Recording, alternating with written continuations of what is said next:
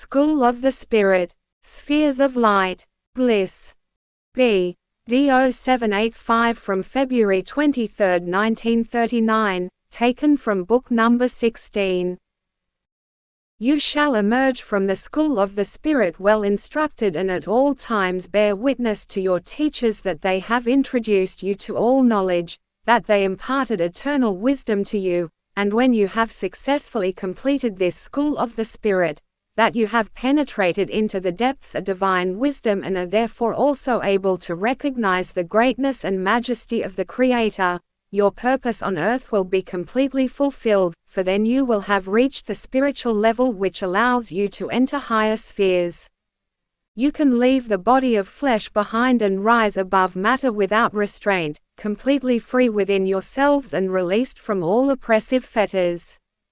This stage will be a blissful one for you, as you will no longer be burdened by anything. Flooded with radiant light, nothing impure has access to you, and your state is light and life. You stand in the truth and realize that you can never perish.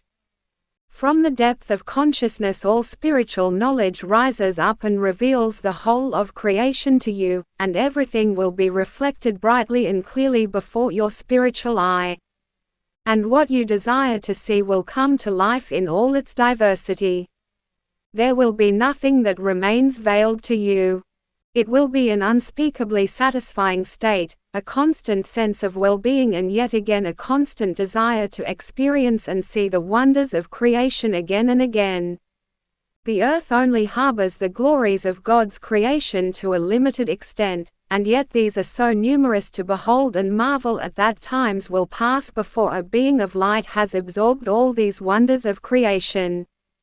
But now try to imagine that all celestial bodies, all creations which have arisen in the vast universe through God's omnipotence, exhibit such evidence of divine activity of love in infinitely great numbers, and that eternities will pass before a being which stands in the light has gained an insight into the countless miracles of creation, and thus the state of aversion or weariness can never ever occur, for this is a concept which can only be applied in earthly life but never in the eternal work of creation which is sublime above all earthly things, which shelters beings of light in endless numbers and yet does not deny one of these beings the complete fulfillment of its longing and desire.